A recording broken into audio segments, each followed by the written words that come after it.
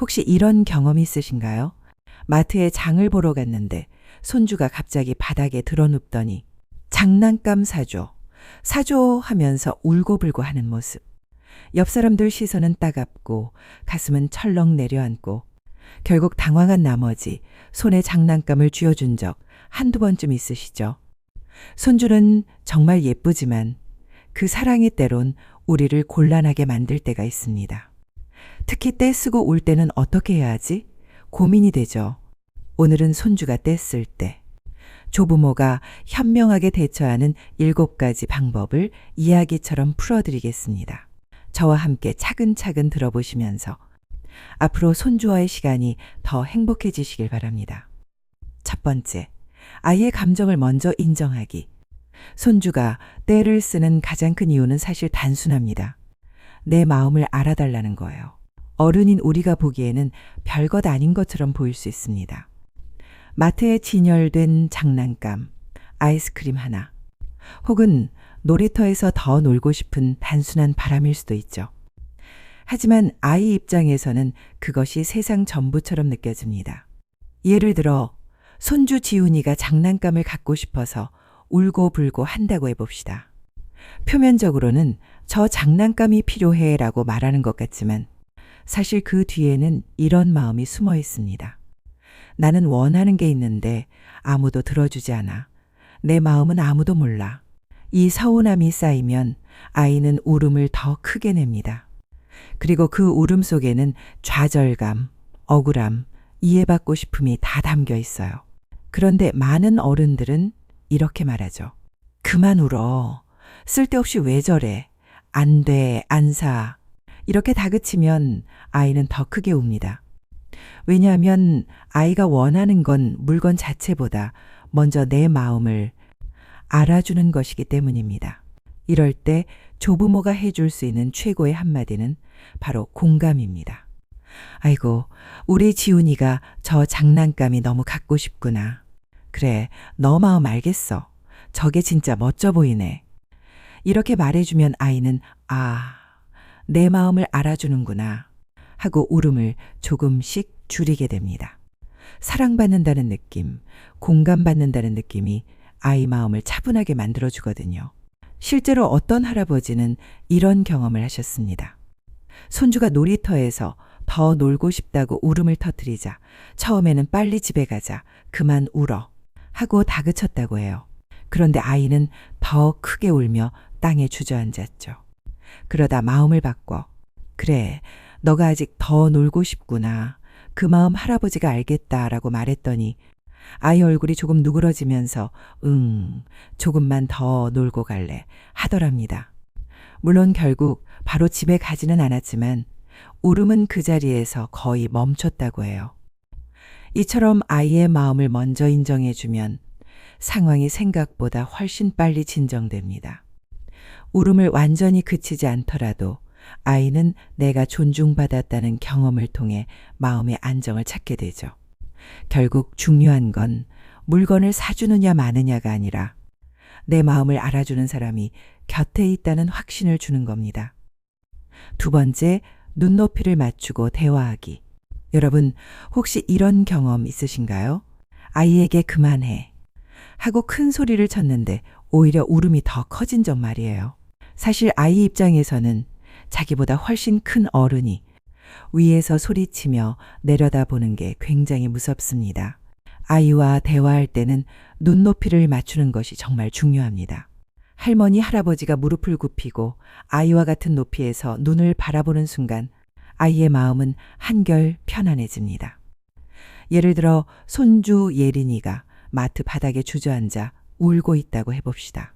그때 위에서 일어나라고 소리치면 더 울겠죠.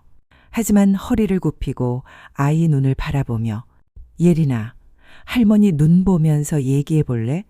뭐가 그렇게 속상해? 라고 차분히 묻는다면 상황은 달라집니다.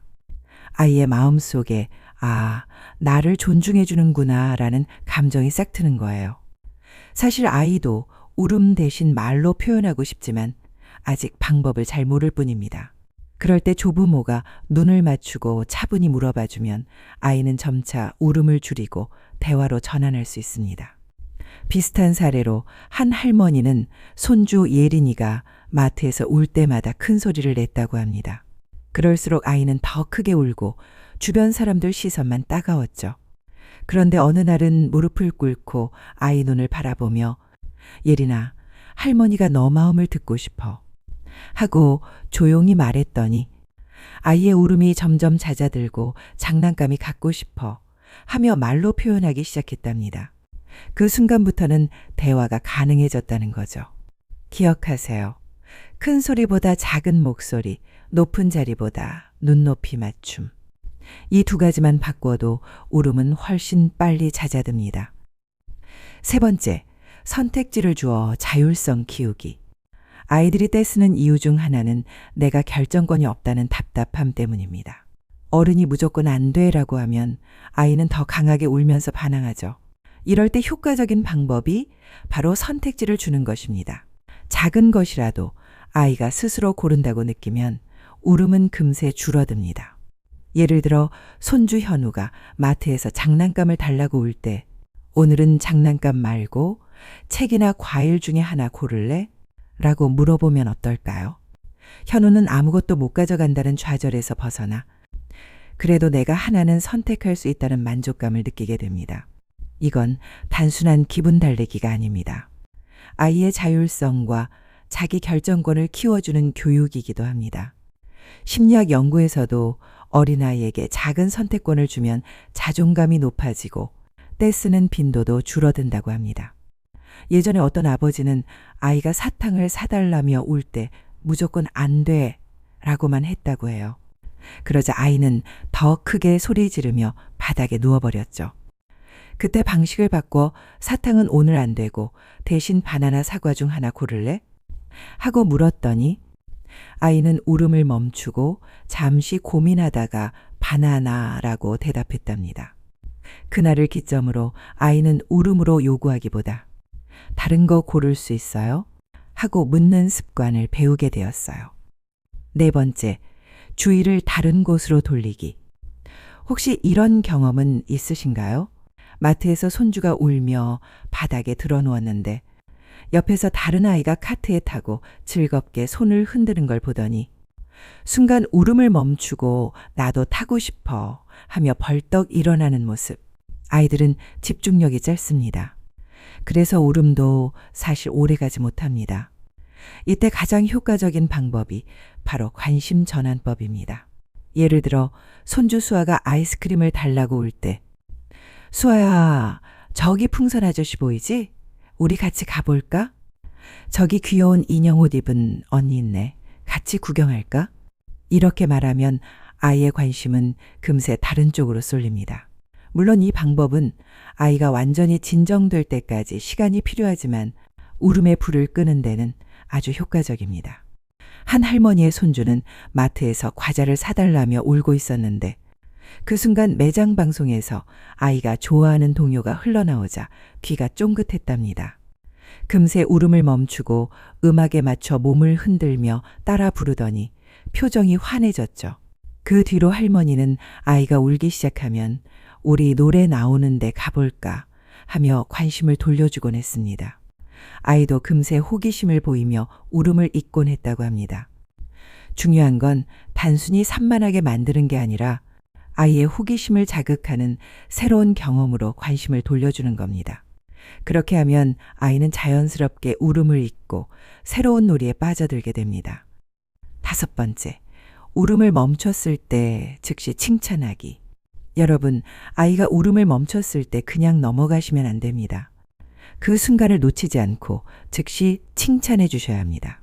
예를 들어 손주 준호가 한참 울다가 겨우 울음을 멈췄을 때 준호야, 울음 그치고 얘기하니까 할머니 마음이 참 기쁘네. 내가 말로 표현해 주니까 정말 멋지다. 이렇게 칭찬하면 아이는 금세 배웁니다. 아, 울음을 멈추면 칭찬을 받는구나. 기분이 좋다. 반대로 울 때마다 원하는 걸 들어주면 아이는 이렇게 학습합니다. 울면 다 된다. 그러니 울음을 멈춘 순간을 꼭 잡아 칭찬과 격려를 해주세요. 실제로 한 할아버지는 손주 준호가 장난감 때문에 한참을 울다가 잠시 울음을 멈췄을 때 이렇게 말했답니다. 준호야, 내가 울음 그치고 말로 얘기해주니 할아버지가 너무 자랑스럽다. 그러자 아이 얼굴이 환해지면서 스스로도 기분이 좋아졌다고 해요. 그 경험을 통해 아이는 울음으로 떼쓰는 대신 차분히 말로 표현해야 더 좋은 결과가 있다는 걸 배웠고, 이후에는 울음보다 대화를 택하는 일이 훨씬 많아졌다고 합니다. 칭찬은 돈도 들지 않고 물건도 필요 없지만 아이의 마음을 가장 크게 움직이는 보상입니다. 6번째, 규칙은 끝까지 일관되게 지키기. 여러분, 손주가 떼쓰는 자리에서 가장 흔히 하는 실수가 뭔지 아세요? 2번만 산다. 2번만 허락한다. 그런데 이게 가장 위험한 말입니다. 아이에게는 이렇게 새겨지거든요. 울면 결국 내가 원하는 걸 얻는다. 그 다음부터는 더 크게 울고 더 오래 버팁니다. 조부모 입장에서는 참 피곤한 일이죠. 그래서 규칙은 한 번 정하면 끝까지 지켜야 합니다. 오늘은 장난감을 안 사는 날이라고 했다면 아무리 울어도 지켜야 해요. 어떤 할머니는 늘 이번만 하면서 장난감을 사주곤 했습니다. 결국 손주는 마트에만 가면 무조건 울고불고 하며 장난감을 요구하는 습관이 생겼죠. 반대로 어떤 할아버지는 오늘은 장난감 안 사는 날이라고 정하면 아무리 울어도 끝까지 지켰습니다. 처음엔 아이가 10분 넘게 울기도 했지만 몇 번 반복하니 나중에는 울지도 않고 그냥 받아들이게 되더랍니다. 이 차이가 바로 일관성의 힘입니다. 물론 그 순간은 힘듭니다. 하지만 아이는 결국 이렇게 배우게 됩니다. 울어도 안 되는 건 안 된다. 이 일관성이 아이를 더 안정적이고 규칙을 존중하는 아이로 성장시킵니다. 7번째, 스스로 진정할 시간을 주기. 마지막으로 조부모가 해야 할 중요한 태도가 있습니다. 바로 곁에서 조용히 기다려주는 것이에요. 아이의 울음을 무조건 끊으려 하지 말고 안전한 공간에서 스스로 감정을 조절할 시간을 주는 겁니다. 예를 들어 손주 하늘이가 바닥에 누워 울고 있을 때 할머니 여기 있으니까 괜찮아. 내가 울음 멈출 때까지 기다려줄게. 라고 말하며 옆에 있어 주세요. 그러면 아이는 나를 버린 게 아니구나 라는 안정감을 느끼면서 차츰 스스로 울음을 줄이게 됩니다. 한 할머니는 손주 하늘이가 울 때마다 무조건 달래려고만 했습니다. 그러다 보니 아이는 울면 누군가가 꼭 달래준다는 습관을 배웠죠. 그런데 어느 날부터는 옆에서 조용히 지켜만 보기로 했답니다. 할머니 여기 있으니까 괜찮아. 내가 울음 멈출 때까지 기다려줄게. 하고 말해주고 곁에서 지켜본 거예요. 그랬더니 아이는 한참 울다가도 혼자 숨을 고르며 울음을 멈췄습니다. 이후로는 점점 혼자서도 감정을 조절할 줄 알게 되었다고 합니다. 이 경험은 아이에게 자기조절 능력을 가르쳐 줍니다. 크면서도 화가 날 때 스스로 차분히 진정할 수 있는 힘을 기르게 되는 거죠. 여러분, 손주가 떼쓰는 건 잘못된 게 아닙니다.